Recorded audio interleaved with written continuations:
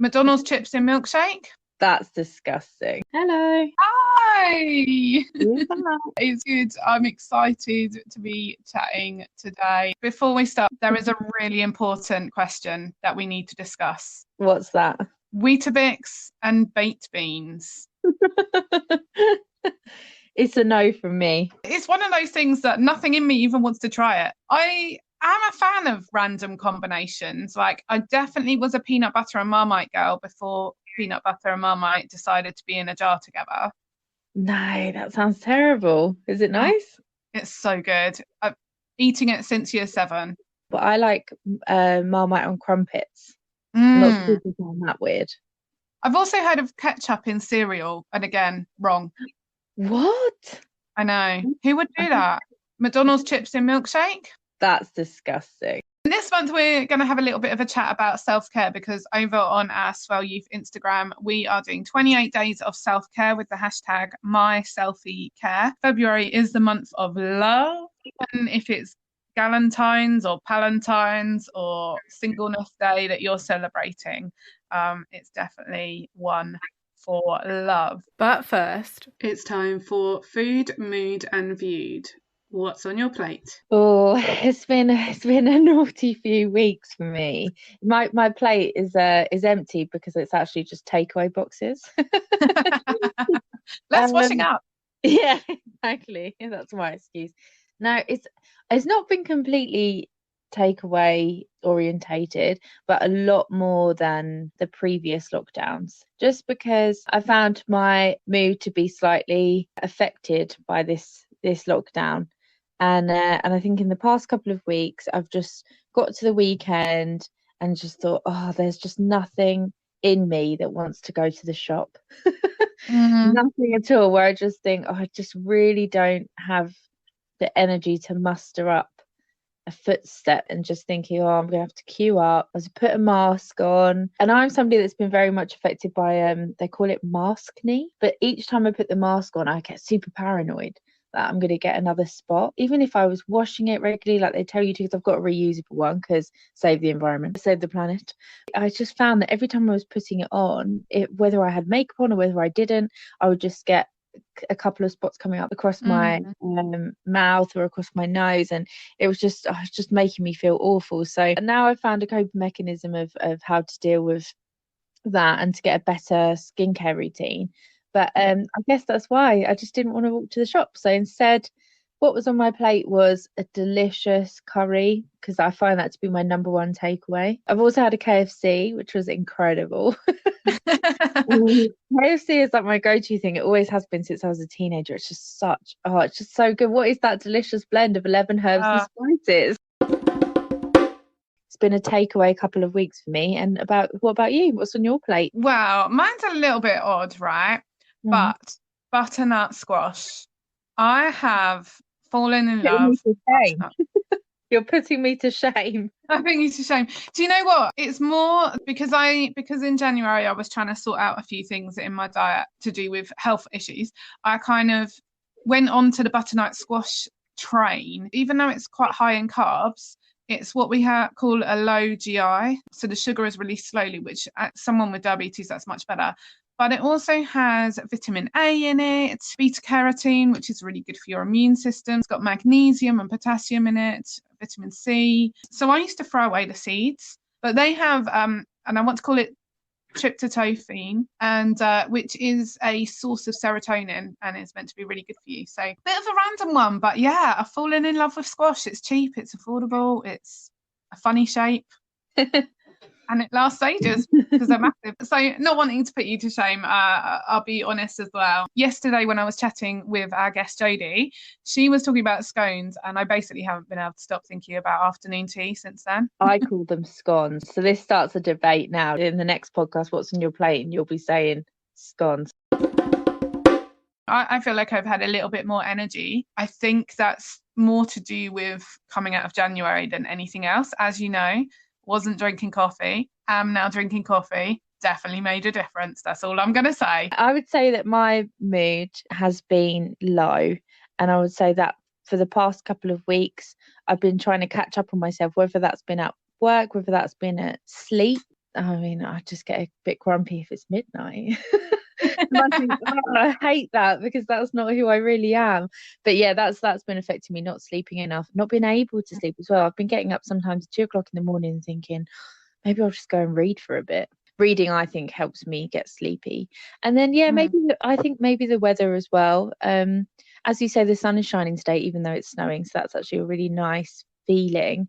Just feeling the rays on me, the warm rays, and just feeling like, oh, I've got a bit of energy again. So yeah, just been very down and wanting to escape the house, and to go off and be somewhere else. And that something that has uplifted my mood though is just going for walks.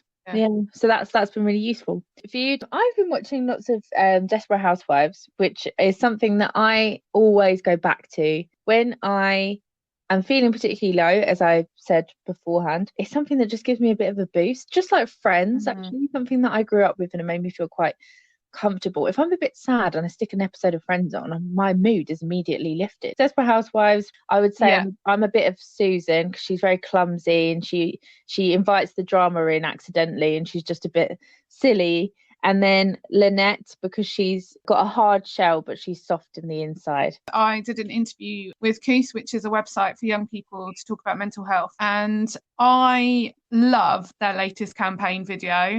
And I keep watching it because it just keeps making me laugh. And it's 5 well-known to teenagers influencers just talking about what they would do on their own with no one watching. Things like putting on a West End musical by themselves. Chunks says that he goes into his sister's room and uses her eyelash curlers. So all those kind of things. But about mental health is to not talk not to be done on your own. And so their campaign is don't do it alone. And I just keep watching the video because it just makes me laugh every time I see it. So that's a bit of a random viewed, but I could really geek out if I talked about Agents of S.H.I.E.L.D. and I'm not going to do that. Okay, so Lou, you interviewed Jodie by yourself because I was having a horrendous week, to be honest. Basically, we've had builders outside the front of the house, very nice builders who are very friendly and polite. And we got a knock at the door and they said, I'm so sorry, I've drilled through your internet cable. So we had to wait for our internet provider, who took their sweet time and did not deliver the hub until late in the afternoon of the Monday. So for lockdown, probably why my mood has been slightly lower, for lockdown, being inside and not possessing any DVDs and not even owning a DVD player, it's pretty dull to not have the internet. So I was unable to join you because of this reason. So yeah, I'm so sorry, but I am gutted that I missed Jodie because she sounds like a very bright and interesting young woman. So tell me more. Jodie is one of our peer mentors. So we're going to talk to her a little bit about lockdown and what's on her plate. Hello, Jodie. Hello. I know Jodie because she is one of our peer mentors who unfortunately was not able to continue because of COVID. And so she has joined us as one of our youth leaders on our online youth groups and wellbeing clubs. It's really great to have you along, Jodie. We would like to ask you, as we ask everyone who comes on here, including ourselves, what is on your plate? Well, I was having to think about this and I've decided something that I've really taken up in lockdown is a good scone. Oh, do you make them? We have made some, yeah. What are you? Are you a plain scone or a fruity or a cheese? I like a little bit of fruit. I wouldn't have cheese. And are you jam, cream and the works, or is it got to be just a bit of butter? Definitely jam, cream in that order. In that order, absolutely. They're great because you can stick them in the freezer as well. And enjoy them at any time of the year. Obviously not with the jam and cream on. It's a good food for it's a winter food because it's nice and stodgy, but then it's a summer food because it's picnicky. Oh, so true. That is so true. That is probably why it is like a British treat. Do you sometimes pretend you're in a period drama when you eat them and kind of have it with tea and bread? It's been a long time since I've had like a proper afternoon tea. I love afternoon tea. Love the little sandwiches. Exactly. I think we need to treat ourselves. It's coming up to spring and it is prime afternoon tea time. Definitely. What is your current situation at the moment? Obviously, we're in lockdown, so I've got online school, and I'm in year 11, so I'm meant to have GCSEs at the end of this year. Yeah. So yeah. rather strange, I would say, my situation. Absolutely. How are live lessons? It's really, really varied on the teacher, and obviously we're not going to say which school you're in, of course, and how much I enjoy the said subject as well. Yeah, I suppose there's some subjects that just don't lend themselves very well to online teaching. Yeah, oh my gosh, French, yeah, it's impossible. Yeah. I can imagine. How on earth do you do drama? Like, are you just doing monologues constantly in your bedroom or something? It's quite a good question. I actually finished my GCSE drama last year, but my sister does drama, and she basically just gets given scripts to learn. Oh my gosh. She comes into my room and is like, can you read this part? And she hasn't actually been really on the online call at all. She's just sort of sitting learning lines by herself. Tell me, what is keeping you kind of going at home at the moment through lockdown? Well, I would say mostly it's my family mixed with my friends, because we're doing lots of like group calls, and I'm doing sort of 3 times a week a walk where I'm on the phone with my friends. What apps do you use for that? Are you using like WhatsApp group calls, or when I'm out, I normally use just WhatsApp, because I normally have at least 2 people on the phone, so you can't use just normal. If I'm at home, I use one with a camera, because it's a lot nicer to see their faces. Absolutely. Did you do the whole downloading house party thing when lockdown first happened? Yes, I did. I've now deleted it. I did too. Oh my gosh, it drains your battery like within seconds. I was like, this ain't happening. I'm not gonna be able to go out using this. It was a proper thing. Everyone was like, download it, and now we're just like, use Discord. It feels like House Party is already retro, and it was like, it's not even 9 months old. Years ago, House Party. Exactly.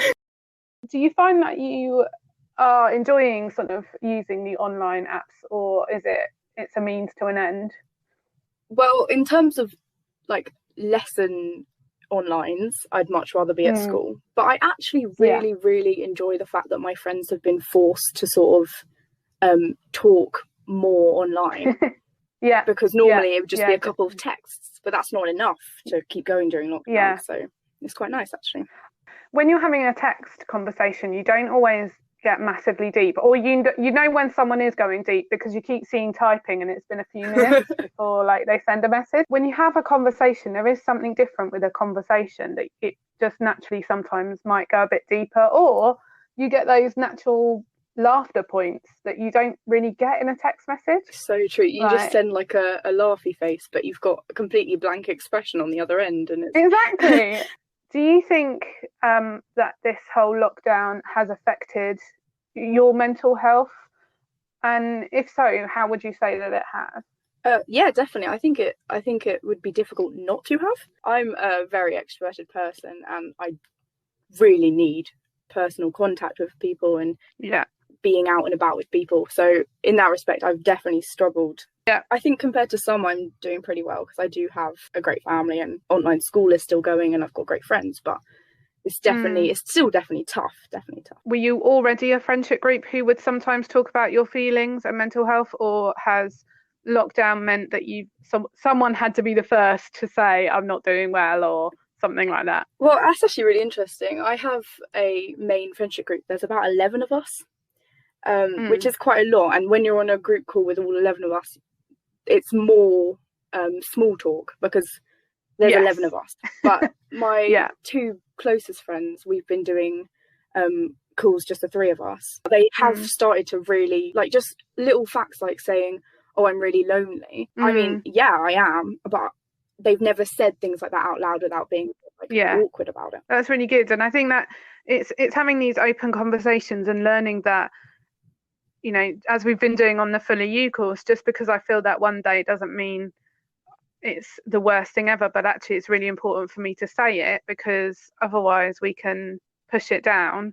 And I think, you know, friends are great people to talk to, and they're not always the people with the answers, but I think sometimes we don't want answers.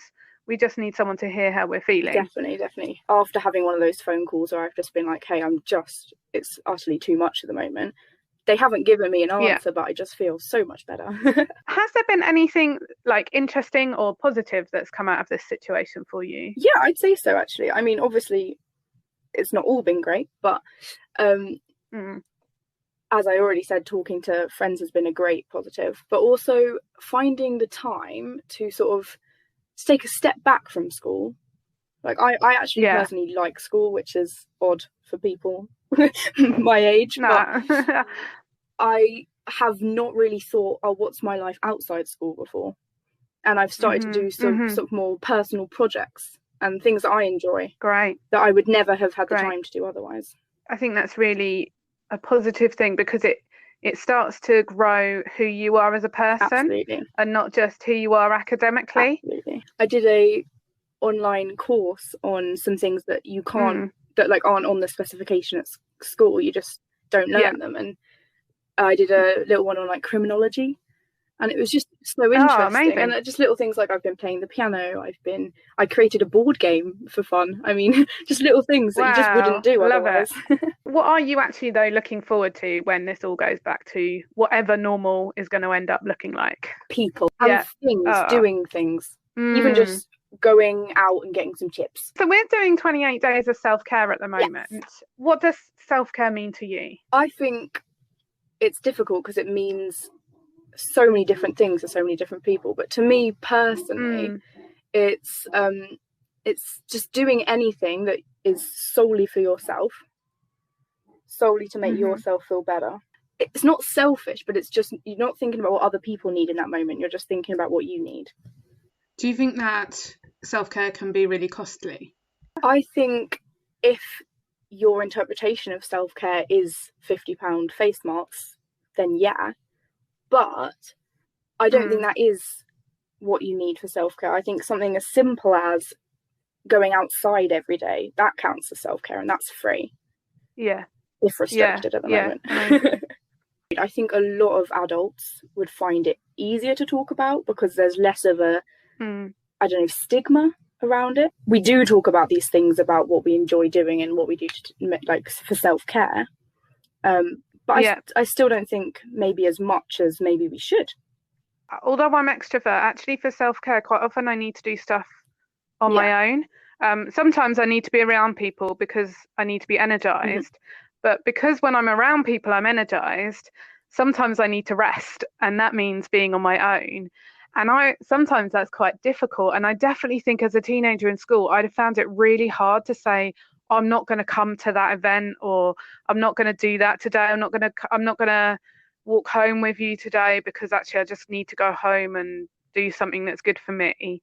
And I think that kind of almost that peer pressure and that FOMO that we can feel of, oh, but if I take time out for myself, what if I miss out on what they're doing? Oh, 100%. I totally relate to that.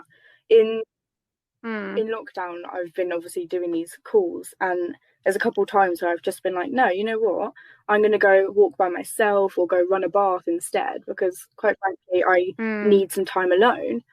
And at the start, I'd just be like, oh, sorry, I'm not really feeling it. And now I'm like, you know what? Actually, I'm going to take this out for me. And I'm becoming, as lockdown goes on, more and more open about what I actually need myself. It's been great to chat to you, Jodie, and thank you for coming on our podcast. You too. When she talked about mental health, she was chatting about having more open conversations with friends. Do you think that's something you've experienced? One of my nearest and dearest friends, who actually lives in Northern Ireland, said, oh gosh, I'm so sick of this. We're not communicating with each other, not just she and I, but our group of friends. We were just talking about the depressiveness of the lockdowns just all the time. So she had this brilliant idea of a book club, because we're all avid readers, and we got some really interesting books, and we had these really in-depth conversations about boundaries and all kinds of really interesting things. And I was excited. Every week I'd be like, oh, book club. And people would say, oh, do you want to hang out? I'd be like, no, I've got book club. I would say if you're struggling with your friendship group because it feels like all you're talking about is the same conversation over and over again, think of a topic. Get a topic, something you all enjoy. Once you've got a more positive thing to talk on, you do sometimes feel more open talking about the other stuff as well. Is it okay? Oh, this is actually for both of us. So is it okay if I eat junk food for self-care? I mean, to be honest, I do feel, as I've previously discussed takeaways, that is something that it's probably not healthy because it's something I've done since I was a teenager and I go back to it. So I'm feeling rubbish. Therefore, I'll order something that I know might not be particularly good for me, but it lifts my mood. And I think it's the process, isn't it? You're waiting for something, you've ordered it, you've got this delicious menu to choose from. You don't have to cook it, and it just arrives, and it just makes you feel positive. I think we've spoken about moderation before. Everything in moderation is fine. I think I probably a bit overboard, but yeah, no, I think treating yourself with junk food is fine, and I think that's okay. Yeah. If your whole diet consists of junk food, no, because then we should be talking about where our nutrients and vitamins are coming from. The odd treat, absolutely fine. Self-care is about asking yourself what you need in that moment and being really honest with what you need in that moment. So for me, absolutely, there is a time where junk food is okay. My growing up was that comfort food was comfort food, or it was celebration food. So, oh, you've done really well, let's celebrate, let's have a cake. Oh, you're really sad, why don't we go and get a cake and have a chat about it? So for me, food is really directly around my emotions. So I have to be really careful when I first off think, do I want this? Obviously that's also because I'm diabetic. I would love to eat the whole box of chocolates that's in my cupboard. My mood will go down because that's what happens when my sugars are high. My health long term is at risk. But I think you're right, it's fine as long as it's not your go-to every time. I'm going to say yes, it is okay sometimes. Is it okay if I don't know what my self-care is?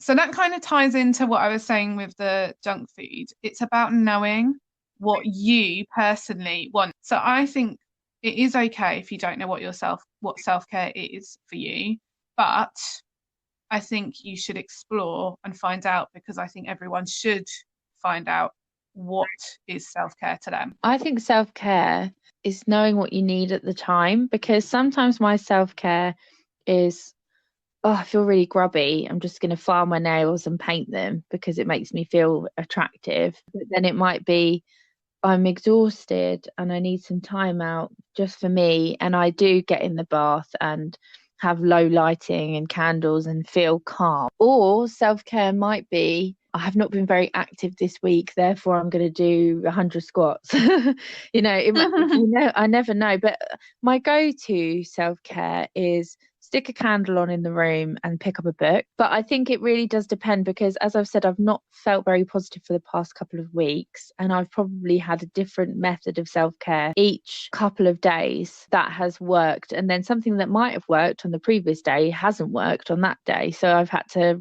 rejig it and think again, oh, what do I need? Yeah, I wonder if that's to do with novelty. It doesn't feel like novelty anymore because you've done it every day. And so it's that feeling of, oh, I need something new that picks me up. Listening to what you need. And that's something that we need to learn to do, is to learn to listen to what we need. And definitely for me, if I'm trying to listen to what I need to turn off Instagram and actually hear for myself.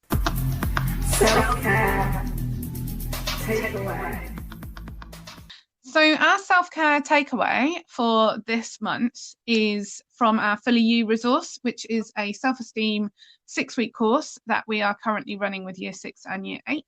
So we look at 4 different things: moving your mind, to make and to meet. And we think around those subjects and create a list or a jar. And we also talk a bit about, there's 2 forms of self-care. One which would be to rest, but then needs the opposite, which is the refreshing self-care, so rejuvenation, the going for a run or eating the good nutrients. We're going to put that up on the website.